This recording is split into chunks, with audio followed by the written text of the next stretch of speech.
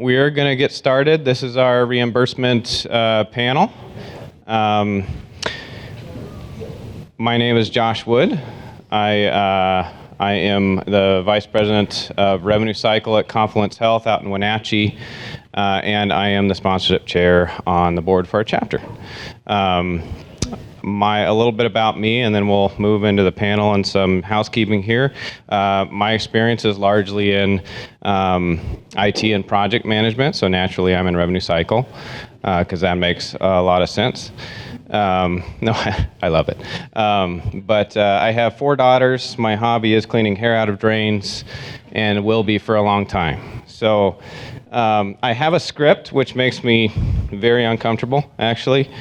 But do have a few surprise announcements. First, this session is worth 1 CPE. If you require CPE credit and are joining us virtually, please note that you will need to remain logged into the session for the duration. If you are joining us virtually during the presentation, you can ask questions by clicking the QA button. Have we actually had any of those happen? Questions from virtual attendees? Uh-oh. Never mind, don't ask questions if you're virtual. All right. Sounds good. So our panel today, I'm actually very excited about this group of people.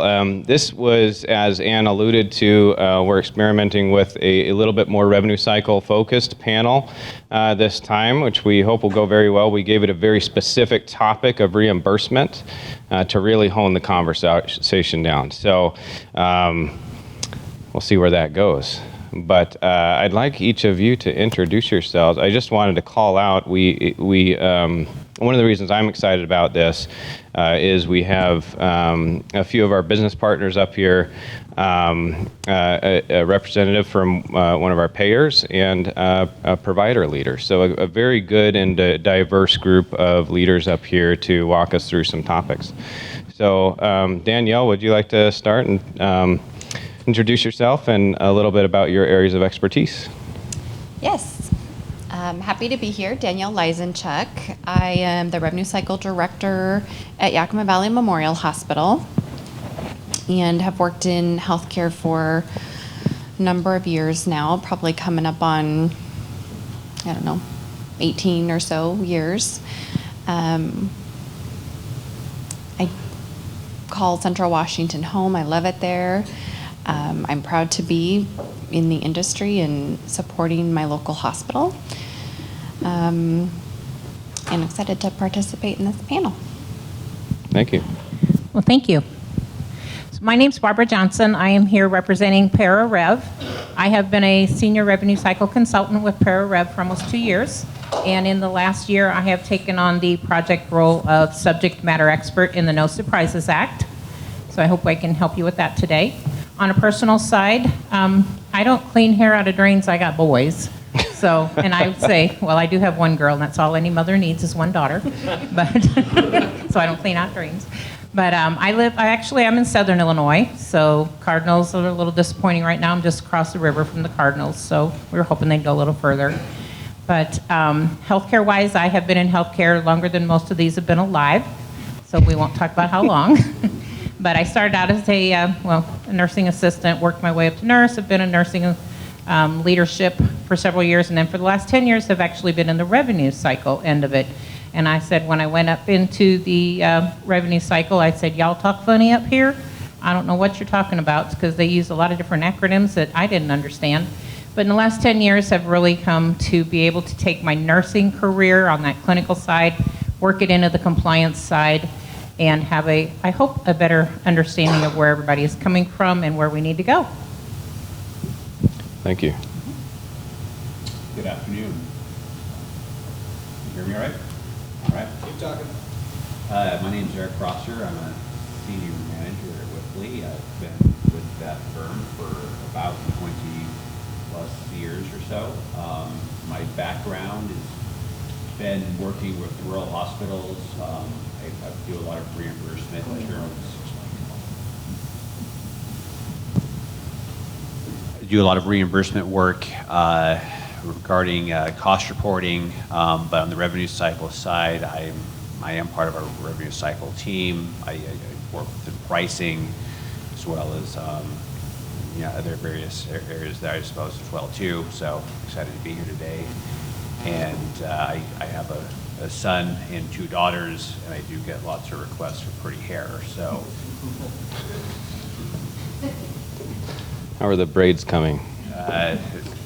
I'm getting pretty good, I guess. Very specific requests. So. Can you guys hear me? Oh, there we go. So I'm Ashley Mitchell. I'm a director on the network contracting team at United Healthcare. And so what my team does is we support the health system negotiations across Alaska, Montana, and Washington State. And on a personal note, I don't have kids, but I do have a very furry dog. So that does also clog up my shower drain. Still a lot of hair, so good.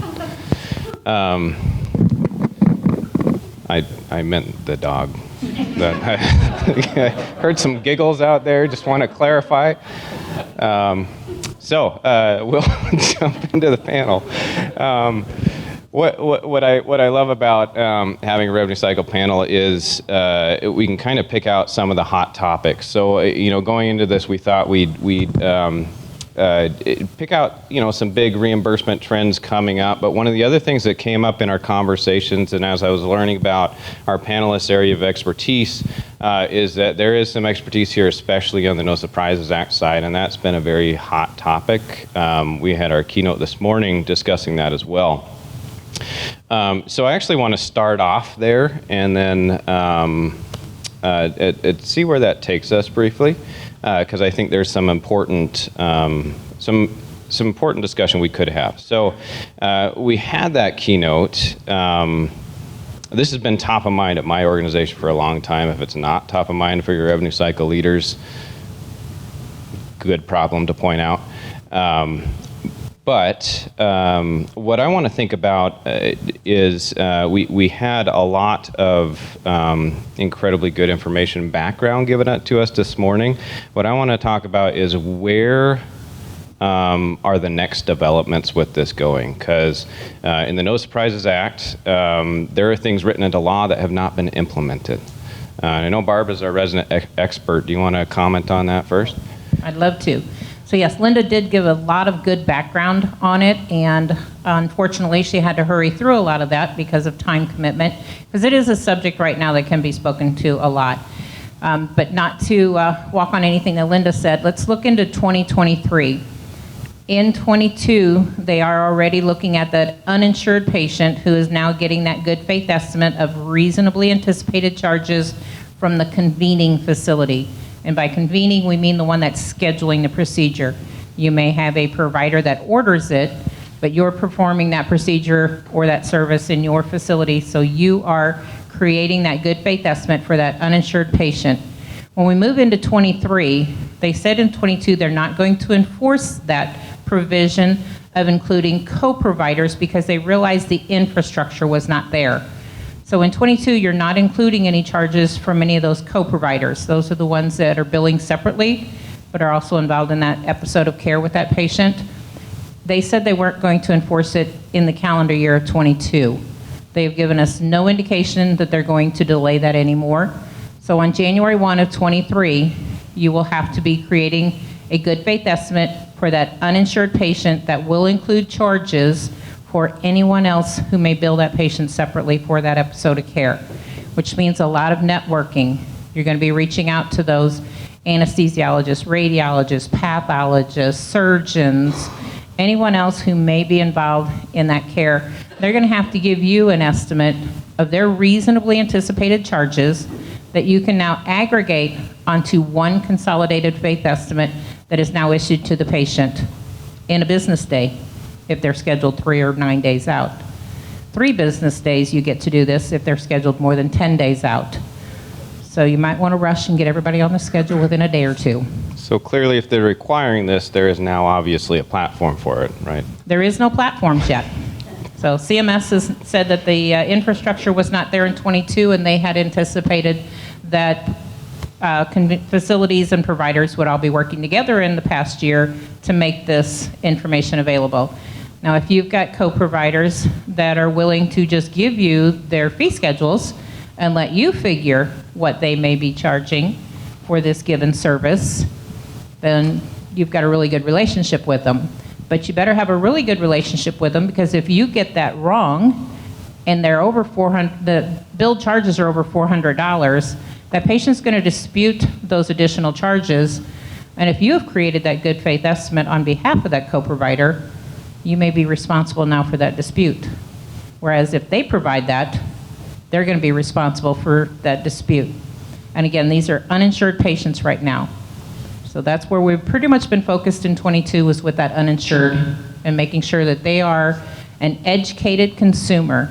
It has taken price transparency to the next level, where a person could go out on your website today if you're a hospital and you have your 300 shoppable services out there. Your patients could go out there, or your consumers, at this point they're a consumer, they're going to go out there, they're going to look at your price transparency tool. If it's a shoppable service, they'll know exactly what, or they can reasonably anticipate what something may cost them. But now in 22, you are making them a informed consumer, and you are obligated to tell that uninsured patient what to reasonably anticipate charges being. And in 23, you're going to include those co-providers also. Thank you. Also terrifying. So there are other things in that law, such as something about right now this is limited to self-pay patients. My understanding is that at some point it may not be. Correct. Any comments on that? That's the next part. Right now, the insured patients, their protections under the No Surprises Act is they're protected against that balanced billing by out-of-network providers when they are doing the right thing, going to that in-network facility, and suddenly they're getting a big balance bill from an out-of-network provider within that in-network facility. The No Surprises Act has protected them now from any of that balance billing. That non-contracted co-provider will have to go to the health plans and negotiate any additional reimbursement that they feel they may be due. That health plan is obligated to pay them based on any reasonable median contracted rates they have. But again, if that co-provider is not satisfied with that reimbursement, they go to the health plan, they do not go to the patient. They can also then, if they cannot negotiate within those first 30 days with a health plan, they can initiate a dispute and then go to an independent dispute resolution entity, which CMS has currently 11 of those. They're adding on 2 more, who will hear their arguments on this is what they've reimbursed us, and I feel based on my qualifications, our teaching status, and a number of other items that they can look at, they can ask for more reimbursement, and then that entity would then decide if they're getting more reimbursement. That's where the insured patient is being protected right now. Moving into 23, what the anticipated, they did delay it in 22 and said that they would delay this until further ruling. We've not heard that further ruling yet, but what they want to move forward is that informed consumer, again, who has insurance, as a convening facility or convening provider, you will reach out to those co-providers and say that I have scheduled this person on this day for this procedure, they had this insurance. You're going to do that in a business day. And then those other co-providers and yourself will send an estimate of charges to the health plan. The health plan will then issue the patient an advanced EOB. So again, an informed consumer, scheduled services. This is not affecting anything that has to do with the emergency, though. So emergency services are totally left out of the No Surprises Act. Those patients do not have any concerns about balance billing or any kind of an estimate in advance. But in 23, you're going to have to be able to provide not only estimates to the uninsured, you're going to be providing estimates of any pre-scheduled non-emergent services to the health plans so that they can get an advanced EOB out to their beneficiaries. But to be clear, that part is pending future ruling. That is pending any future ruling, because they realized that the infrastructure, again, was not there. But again, it is a provision. You can be doing it. Nothing's stopping you from doing it right now to get that information moving forward on your convening and your co-providers working together. It's just not being enforced at the moment. So I'm curious kind of on the future ruling part, from your perspective actually on the payer side, what discussions or strategies are being discussed to actually make something happen in the future where we can accommodate these full-scale good faith estimates, advanced DOBs, if that's something you have knowledge on? I don't have a lot of knowledge on how United is planning on handling that, but I do know that we are putting some of those infrastructures into place, or we're trying to think it through, because we have seen an increase in providers coming in the door that are not contracted, because there's recognition that the process that Barbara just described is very intensive, and then the dispute resolution is even more intensive. So we're finding a place where providers who maybe we were not able to negotiate rates on are coming back to the table and talking to us. And so I think that that's kind of one arm, but I don't know if I could speak to a lot of infrastructure set up. Yeah. On the other side. Yeah. I haven't heard any, so I'm very curious. I do know that conversations we've had or been in with payers where we were talking about the possibilities of this. There were as many ideas as people in the room, which is a little scary. So I do kind of want to shift the topic a little bit. Incredible expertise on that. Thank you, Barbara. And if I can, there are some of the EHRs that are out there already that are assisting with creating those good faith estimates, and there's also some standalone ones out there. So if anybody's interested, you can look up and find out some of those. I know that there are some that are developing that infrastructure to try and make that communication between co-providers and convenings as fluid as possible with electronic use. And again, we say electronic use between that's fine. But when it comes to the patient's going to receive these in the manner they choose. So you may have that patient who wants things hard copy. You're going to be dropping a lot of things in the mail. Otherwise, you can transmit via email, fax, or our health portals are a nice place to use also for the electronic stuff. Thank you.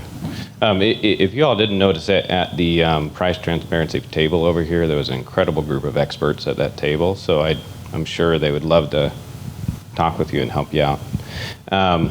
So, one area I want to go with this panel is kind of also into, speaking of things coming in 2023, we are currently, I think, all aware that there are unprecedented losses happening across the state, across the country, at healthcare organizations, with, to some extent, no end in sight. And so I kind of want to get in discussion of, with that in mind, where do we see the reimbursement landscape moving in the next year? And is there room for optimism? So I kind of want to pick on Erik first. You're an expert, at least on the Medicare, Medicaid pieces. So Sure. So, as far as what's upcoming, Medicare specifically, 22 or in the final 23 IPPS, OPPS rulings, there's not necessarily a lot of favorable good news as far as operating rate increases. I mean, you can see that right now with the proposed 4+% for inpatient and 2+% for outpatient, that's obviously far below what your operating costs are probably currently increasing at. So obviously, if you're very dependent upon a DRG or APC level payment, and that's the extent of what you're getting paid by Medicare, those increases probably are not enough to cut, the increase you're experiencing on costs. So it just makes it even more important to be more strategic regarding costs and being able to manage those. Now, there are a few other things. I took a couple notes here in the proposed or finalized ruling that I did see. Right now, the hospital acquired conditions are being penalties being suspended more or less as far as the penalty is concerned. But they still will be making public announcements, public shaming more or less of those hospitals that have infractions there, I suppose.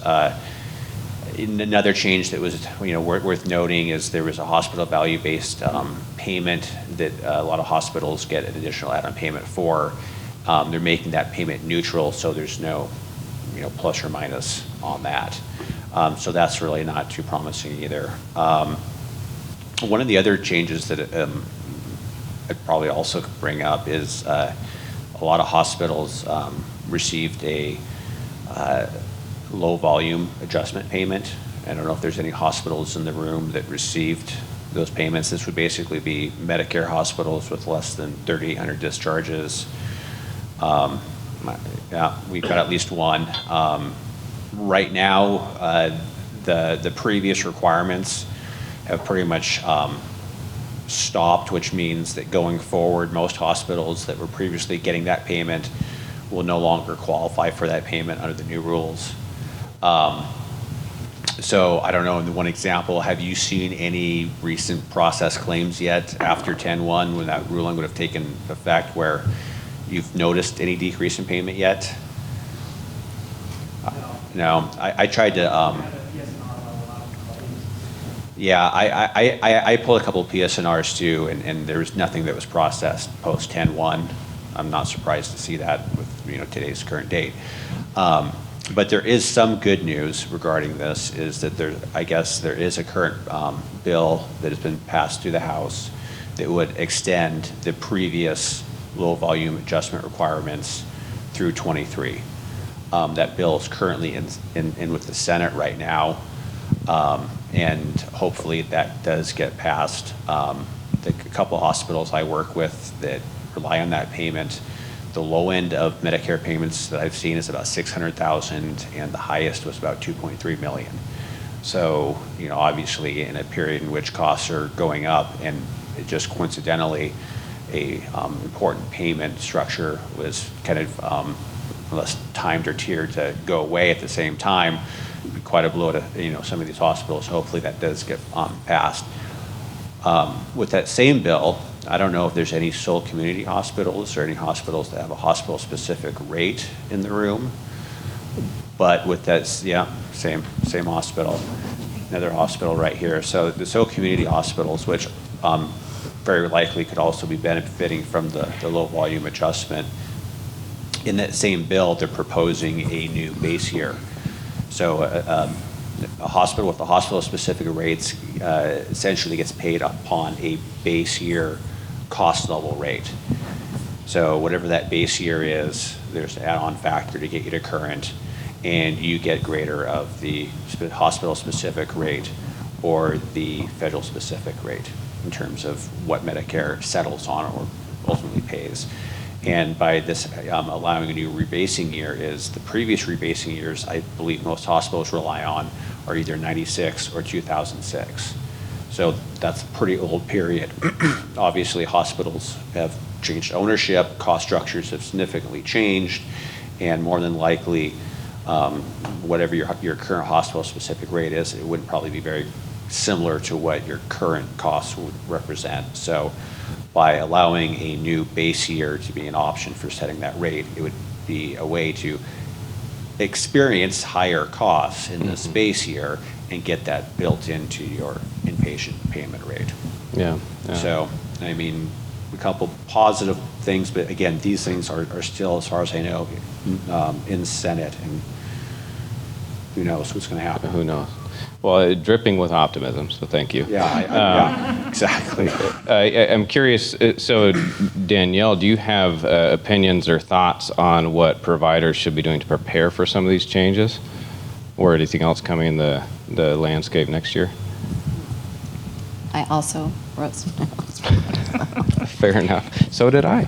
Yeah. Well, what shouldn't we be doing, I suppose, but I think, I'm looking carefully at our contracts, the language in our contracts. really making sure we remove clauses such as if your contract cites that they will follow the payer's policies, for example. That's a big gotcha you'll want to look for. Adding language to your contracts to reduce the number of audits, to cap them, reduce some of those indirect costs that you have around producing records. The reducing audits, I think, is a huge one we've done ourselves as well. So Yeah. good call out. Yep. I think looking at options with our payer partners, such as pursuing things like gold card status or other options that might reduce the burden of work. I don't know if you guys are familiar with like a gold card status option or not, but that's still something that's out there and available. I would say making really good connections with your non-networked payers so that you can negotiate single case agreements with them. I think generally it's a good idea to become contracted. I think you're experiencing that. Yeah, so at least for me and my, the type of hospital. I think increasing work around your payment variance in your business office or contracting team. Anything you can do there, that'll prepare you. Making sure that any of your contracts that are based on, a government payment model plus, that they adjust properly to those rules. That makes sense. A question for maybe you and or Ashley. So how are we seeing, are there any trends in what we're seeing in terms of payers' response to kind of the, I would call catastrophic losses going on? Want me to start? Either, yeah, I wish sure. I had a pen because I was actually going to touch on a few of the items that you brought up. So You guys didn't have to sit on opposite I know. edge, My brain is going in two places, and I can visit both. So one is, I know where we have where we're trying to get a pulse of where reimbursement's going to go over the next year, and then that kind of pivots into how we are partnering with different health systems and what that looks like and what we can do, to kind of hit the expense side of the equation. And so kind of to your point on the Medicare and Medicaid reimbursement, I don't think you're going to find any disagreement on our side that persistent inflation is denting the outlook, and that it can take state and federal programs years to catch up on inflation. So what winds up happening for payers like United that have all lines of business under the umbrella is commercial winds up footing the bill. And our concern with that is persistent increases year over year impact premium pricing. And where we see that going is, a place where commercial payers are squeezed, and we're seeing population shifts as well. So both organic and then caused by the pandemic. So we've seen an increase in the MA population, which is more organic. That's just your 65 and older population pouring in. Then we've got, we saw a shift over into Medicaid during the pandemic, and we're actually starting to see that shift back. And what's interesting to us is commercial isn't necessarily picking up all of that membership. We're seeing the exchange catch a bunch of it. And I know at United, I think we saw a 23% growth from 2020 to 2022 in the individual exchange market, and that then for our provider partners shifts which part of reimbursement you're getting from, our contracts as an example.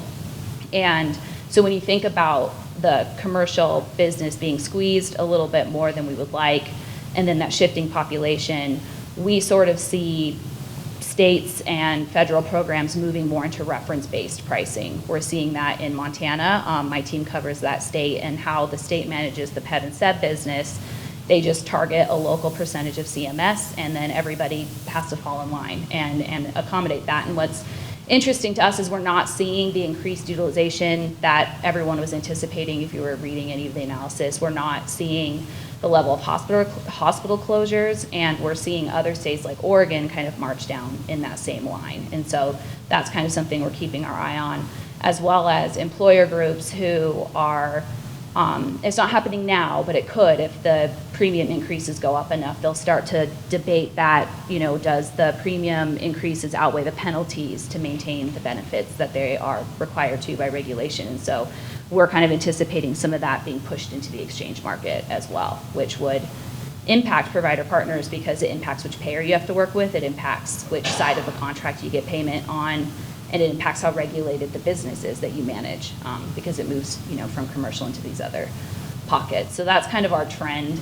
reimbursement landscape focus. And if I think about what United is doing to partner with providers, it is more on the expense side. So there's a recognition that we're delivering increases when we are able, but we can't do it for year over year at the levels that we are seeing come in the door via asks. We're seeing well above inflation asks, and regardless of our ability to understand it, we've got to pair it with solutions on the expense side. And so I know that, I took some notes too. So one of the pieces that we are trying to do is kind of invigorate the interoperability tools that we can offer providers that can help offset audits, for example. Payment integrity is, I'm probably in meetings every day about payment integrity because that is something that is coming up as a provider abrasion. And if we can get any level of EMR connectivity, if we can help invest, if we can help work with a provider partner, that's something that we are trying to do.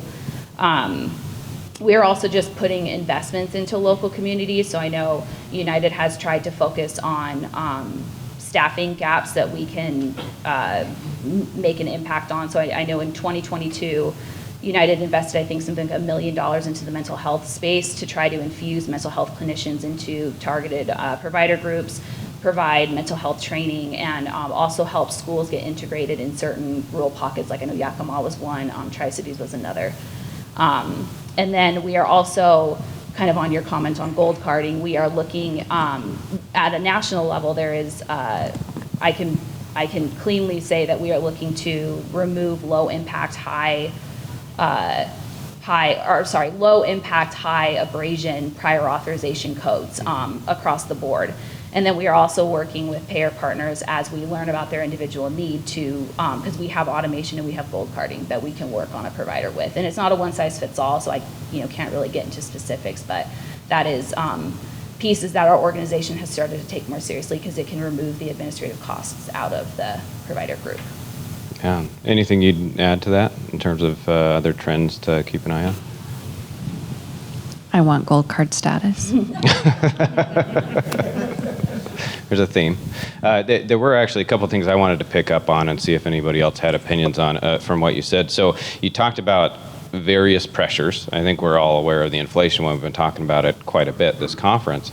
But that's driving, to your point, premium pressures. We're also seeing interesting things like more specifically mandated charity care laws, which could disincentivize coverage. Mm-hmm. And so I'm wondering, with things like that, some subtle, some less subtle, could those be indications of bigger shifts to come in the reimbursement landscape? Any thoughts there from anybody?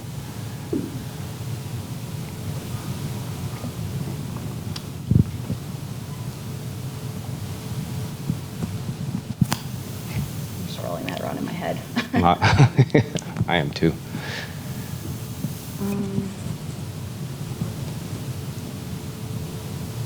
And I might tie this actually together. I was thinking here with another point you started to allude to potentially some more creative payer-provider partnerships mm-hmm. as well. And I'm kind of wondering, because when I see these shifts, and that certainly don't seem sustainable. They don't seem to be incentivizing at all the system we're used to. Something has to change. So, where does that change happen? And so one of the first places I look is, are we doing anything creative yet in any of your experience to really say, okay, how do we get outside the box here? I think we are looking to, so I know one of our focus points was looking at bringing additional value to the contracts that are in place to try to circumvent some of that. An obvious place I could go, and I don't know if we want to dive into this, is value-based care arrangements. We are trying to focus on areas of care where we're seeing growth, so telehealth, home-based services.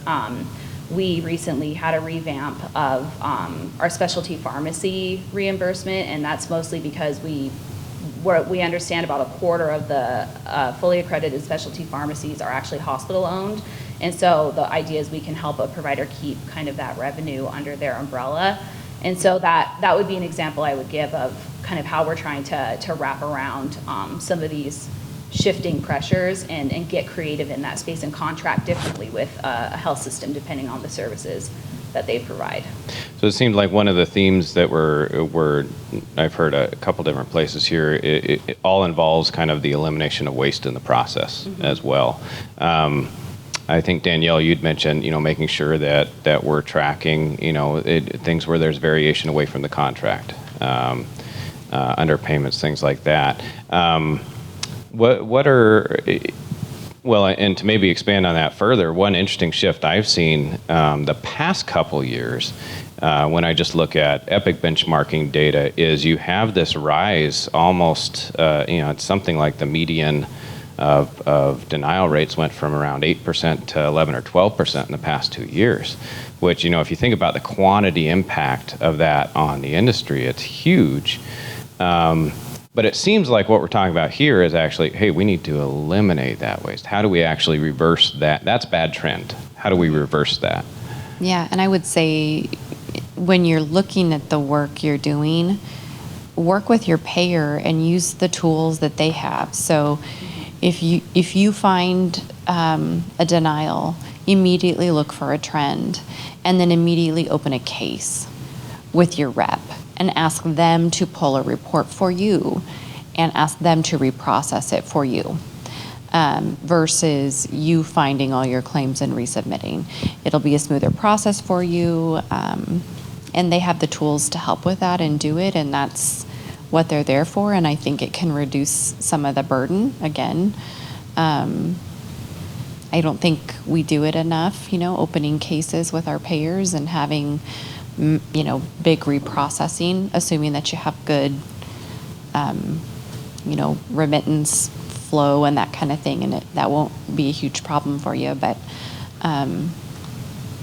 that's something I'd recommend to reduce the burden of work to staff. Yeah, I find that it kind of refreshing in the common sense sort of way, where when you look at these trends, they can't continue indefinitely, right? It's like okay, deny more, then hire more follow-up staff. It doesn't work, right? Something has changed. And there are things going on in the industry like Epic's payer platform, I think very slow-moving so far, but potentially a way to really get a more integrated approach to prior auths, even integrate gold card type things into that system. There's a lot of opportunities there coming technology-wise, but it sounds like without that collaboration and real partnership with a payer, we're just going to keep doing the same thing we've always been doing, which is obviously not working right now. Any Erik or Barbara, any additional thoughts on anything there? Not so much on the denial part, but I did think about something when you were talking about the reimbursement. Along with that No Surprises Act, you're already doing those good faith estimates. Hopefully a lot of you have already had that point of care collections. I think that's a big thing that when you talk about things we've been doing, that really, I think with the good faith estimates that you're giving out is a great time to, if you're not already doing point of care collections, to be doing that because you've already generated that estimate. You've already got that out there. So take advantage of that to try and get some of that reimbursement up front from those self-pays. Of course, that's not going to be, and you can also do that, of course, when you're starting to create those good faith estimates for your insured, is that what their out-of-pocket's going to be. See if you can't get some of that up front. So when it comes to reimbursement, patients do have some obligations also. So anything that you can get out of them up front is that much that you don't have to try and go backwards and collect later. Yeah, I think that's a great point. I'm at an Epic organization, so clearly that that's our focus a lot of times, working within that system. But one of the interesting things I heard them kind of pushing lately, I think in response to some of the no surprises and estimates, et cetera, is a shift in philosophy towards eliminating the statements entirely where possible, which I think is a fundamental shift in the industry and maybe actually not as far outside our grasp as it used to be. When you say think outside the box, that might be outside of the box there, is to collect as much as you can up front and not have to do that back end work. Yeah. But I mean, likely an unattainable goal if you're going to go absolute. But the philosophy shift I thought was helpful because, it speaks to, leverage the things that you're already being forced to do, like these estimates, collect up front, eliminate the need for a statement, because if you've collected up front and we have a good partnership with the payer, we eliminate the denial. Every patient's happy when they get nothing in the mail. So, Barbara, what are your thoughts on, as we're providing estimates to surgery patients, things like that, where we're looking at time-based and things like that? So we're doing our best. I have almost felt that the push is almost maybe to do just a case rate. Well, you do have that situation generally with the surgical cases. Of course, if they're inpatient, you're going to have your DRGs there. So, but when you have that outpatient stuff, what we're looking at is trends, historical claims. So if you've got the option of using a system where you've got your historical claims in there, and then you can determine what this patient, and it has to be patient specific. It can't be, again, a blanket statement. It has to be very tailored to your individual patient, what your charges, reasonably anticipated charges could be. So looking at your historical claims to see what was done for these patients in the past on that primary service is what you need to be looking at. And there are a lot of electronic sources out there that are available to create those estimates.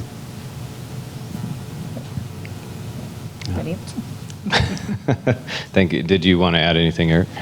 Well, I mean, a couple of the trends that I've seen, recently, pricing has been at the forefront with price transparency, and I've seen more requests for strategic pricing type services come along, obviously as well. It goes with that, and that really, naturally makes sense. But it also is probably even more important, depending on the type of hospital that you're operating, in terms of the importance of your charge and knowing which payers that has a influence on payment, or can benefit or change a payment related to.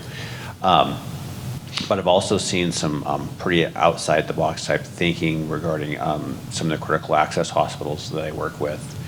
One example, and this definitely is a outlier type example, but they have a related party with a PPS type hospital, and through the pandemic waiver, they've actually been working with CMS to be able to set up swing beds associated with that critical access hospital within the walls of the PPS hospital, and it looks like it's going to go through, and that's another way to be able to meet that demand that that was in this area that the PPS hospital is serving, and yet be able to bring that cost back to the critical access hospital, do it with this expanded bed waiver, and get cost-based reimbursement for it. It's something that I've probably only seen something like this example only one time, and this is being it. And I don't know for how long this is going to last with the ending of the pandemic, but it's those type of strategies that keep you from just barely keeping your head above water, maybe, to being able to actually kind of progress, I guess. But Yeah, and I think one of the challenges when you're trying to keep your head above water is that's the hardest time to get outside that box too. Mm-hmm. So that's a fascinating example there. So one of the things you mentioned was talking about pricing, and this is interesting because I think it kind of, I mean, we started with the price transparency topic and shifted into reimbursement. This kind of ties it together in a way because, you know, depending on where you go, in my experience, everybody has a different methodology for pricing in healthcare. Everybody. And sometimes that's driven by your payer contracts, right? You may have percent billed, you may have some sort of DRG based or something else entirely, or a mix of value based, or all of the above, and trying to balance all that. And in the end, you end up with these schemes where, you know, your prices are something, but what you really want to charge the patient is 40% of that price. But then, you know, if you mess with it too much, you mess with the contract. But what's interesting here is with price transparency, first of all, we're publishing all that, which gets interesting to say the least. And second, now the patients are saying, well, why do you charge $500 and then turn around and charge me $200? I mean, they're probably happy about it, but it just, you know, it's kind of, you know, the emperor doesn't have clothes anymore. So I'm kind of curious. And I definitely didn't prep you for this question, but any I should have pretended I did. You know, it makes it more awkward. But are we seeing any strategies or partnerships where we're actually seeing trends where people are having to go back and just totally rethink that pricing strategy overall that's being driven either by new contracting developments, new trends there, price transparency, or all of the above? It's kind of sound like you alluded to that, Erik. Yeah, I mean, I can start to answer that somewhat. You know, ultimately, I think you have to look at what type of hospital you're operating. I mean, the reimbursement structure for critical access is not the same as that of a PPS. And yet, well, you know, the fact that you essentially made all your, you know, pricing public now allows, you know, the consumer to have more knowledge of what, you know, what the market looks like, you know, when they have that opportunity. So, you know, that is a factor. You know, one of the other things too that I've seen a lot of recently too is, you know, so if hospitals are essentially paid at you know, a fee schedule level and not really aware where their pricing is in connection with that fee schedule, because a lot of times it's the lower of charge or fee. Mm-hmm. You know, I've seen that kick in quite a few times on some contracts where you're not getting, I mean, all you have to do is just bump your price up to the fee schedule amount, or actually you always want to keep it above the fee schedule because, you know, that schedule does go up, you know, nominal amount every year. So which also becomes more complex when we're throwing estimates out the door. Exactly. Yeah. So, I mean, it is all intertwined, and the demand and need that I've seen in it rise in the last few months has been pretty dramatic. Yeah, that's interesting. Yeah, Barbara, you were about to say something, I think. As I say, when we talk about that increase every year, that flat percent, you know, do you really look at your charge masters and see, I mean, you start adding 2-3% on top of something every year that hasn't really increased that much. Now all of a sudden you've got some services out there that are really unreasonably priced. So just not a blanket out there. Just kind of look at each one. I know $3,000-$4,000, you know, line items are a lot to look at, but really that's important though, because I know at a previous employer we did take a really good look at that, and we looked at some CAT scans that were just outrageously priced because they just kept getting a percentage tacked on every year without really looking at where we spending more, because that technology was there, it was flat. Yeah, at first technology kept insisting you had to, you know, raise that price, but you know, you didn't have to after a while. So yeah, to take a look at those prices, individual lines, and see, do you really just have to do a blanket percentage, or look at, even if it's just one service line each year that you can take a look at, put it back in line and get your percentage that way, you know, across the board, but not just, you know, with one, you know, blanket across all of your charges. So that's pretty important so that you can keep those in line. Otherwise, yeah, you're going to get some service lines out there that are really out of line with where they should be with today's technology and pricing. Yeah. Any other advice or thoughts on those topics?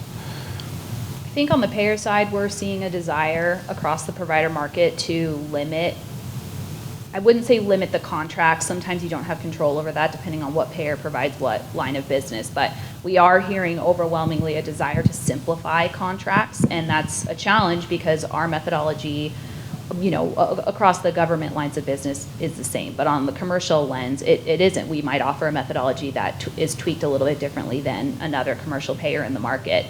And so when we start having those conversations, that's when we try to kind of explore with the provider, I guess, where they might be interested in, going from a simplification standpoint. Is it going to impact us? Is it going to impact their profit? Knowing, I guess, looking from our lens, what lines of business we have contracted and what, changing that might look like. But we've also seen an increase with providers coming in of wanting a future footprint to capitation or percentage of premium type models. And I think that stems from the pandemic with the shifting utilization and recognizing that that type of arrangement offers the same level of reimbursement and can simplify the contract because it has downstream impact on things like offset language and audits and prompt pay. And so that's kind of another space that we're trying to look at, increasing our enablement and trying to work with providers to get to that space. Yeah, interesting. I think we've talked about a lot of ideas of how to improve and prepare for the next year in terms of reimbursement. And one of the challenges there is we're all feeling the cost pressures as well. When I look at my revenue cycle, I'm like, wow, we need to do more and we need to do it faster, and I don't know how to do it cheaper. So I'm interested in Danielle or anybody else, any thoughts or advice on what you're seeing in terms of how do we do more in revenue cycle while under this environment of intense cost pressure?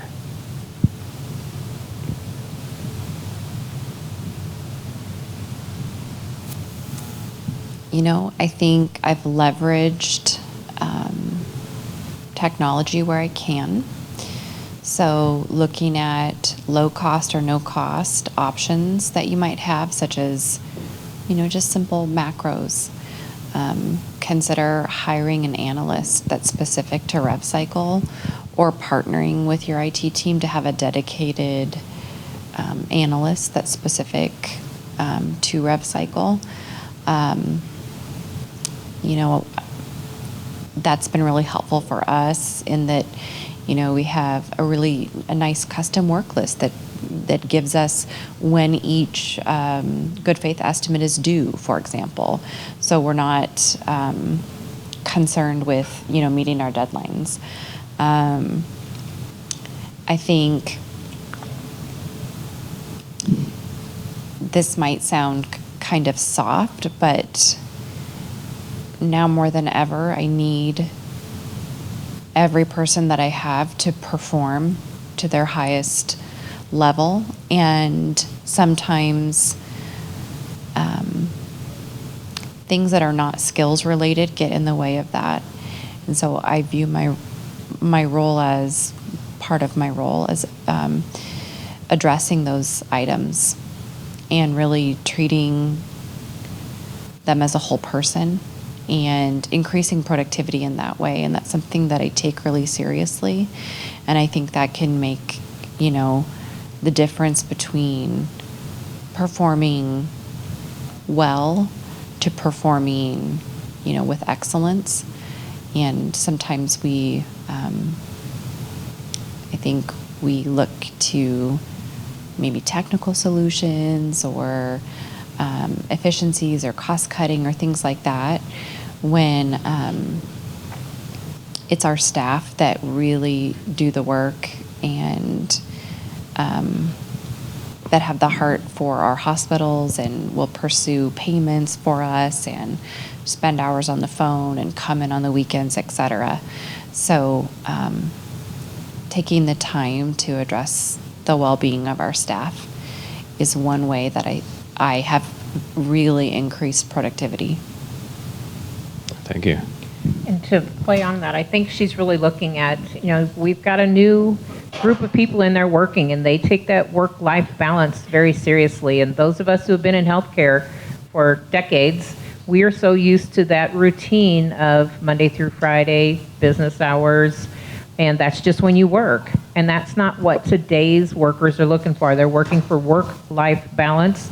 So you may need that person who's remote at home that can maybe take an hour off in the morning to run kids to school and take an hour off in the afternoon to go pick kids up from school. Or maybe 30 minutes depending, so you got to have that flexibility, I think, with today's workers so that you can get that productivity out of them, because we're not trying to cut costs by eliminating positions. We're trying to work within what we have. So yeah, to get that productivity out of our current workers, it's a flexible, they want flexibility out there, and it's difficult for some of us who haven't seen that. We're used to having that set hours and expecting them to perform during those hours. So I think that flexibility, and definitely remote, that's going, we can eliminate a lot of overhead by having them work from home. We've learned that they can be just as productive at home once in a while. So that's, some of the places to look at is that remote worker too. Yeah, I would add that I think that's something that a hospital can do to compete in the marketplace with like a payer or someone who does provide that. I think we haven't thought that way in the past, but I guess we learned that from COVID. Turns out we could do everything at home, and all those meetings could have been emails. Yeah. Very true. We just have a couple minutes left. I did want to see if there's any burning questions that anybody would like to ask the panel. Here, I'll run you my mic. You guys already have all the mics. I thought that might be the case. First, thanks for your insight and perspective on a lot of things. And, we have a lot of challenges from the economy and so forth. But as you guys look at your workflow and how to improve, especially on the denials type, I know that there's a lot of providers trying to better that communication with payers so the denial rate goes down. But what other strategies are you maybe thinking about putting? You talked about technology. Are you looking at RPA to help with some of that workforce, staffing issues, or looking at other areas where you can reduce that denial, talking to payer much more closely to say these are getting denied, or looking at coding? So what strategies are you guys looking at to improve that so you can get that payment much faster into your cash? Well, one thing I'd say about something that's special about this time frame is that the timely filing requirements have been suspended. So we should all be going after everything that we have full force. So this is a great time to partner with vendors who can help you clear up if you've got some old AR or denials or things like that you want to clean up that you're concerned would have been untimely. Right now is that window that you can be citing the public health emergency and the suspension of timely filing limits. So I would say that, and I do think there's some awesome partnerships out there with vendors that can help you screen patients for Medicaid, do some of those pre-access functions, clean up your credits. Those are the awesome partnerships that you can take advantage of. I insist on frequent meetings with our payers so that we can have dialogue, and I provide them specific examples of issues that I find, to be objectionable or that I'd like to work on, partner with together, and likewise, so that, and I also don't hesitate to file complaints with agencies if I feel like it's necessary to speed up the payment process with the payer. Awesome. I think we got time, probably one more. You had one? Okay. This question is kind of for Ashley. So I wanted to ask if It's kind of a two-part question, I guess, so I'll take advantage of my time here. But are you as a payer and the other payers, are you guys feeling any burn or pain from these laws that have recently come into place with no surprises or good faith estimates, and or knowing the burn and knowing the pain that your partners, your providers are feeling from that? Are you guys taking lobbying steps to help fight for these hospitals in Congress? You guys got a lot more weight behind you than they do, and are you guys doing things to try and help your providers as they struggle through meeting the requirements of these new laws? I do know we are. I might take your name if I can get more specifics, and I could actually get back to that level. I wish that was something Barbara and I were talking about. Is we are aware of the burden because we share a lot of it and the recognition of kind of the level of impact we can have. But with being a national company, like me in my position, I'm not as privy to that, unfortunately. So I'm not able to answer it very in depth for you, other than I know that work is happening. But I can say, as long as they lobby to avoid that or defer that advanced EOB, that's that much better for the hospitals who are not going to be having to create all those good faith estimates for insured. So they can benefit us there if they keep putting that one off. But we don't want to go forward into 23 thinking it's going to be forever forgotten. The No Surprises Act is here. It's not going away.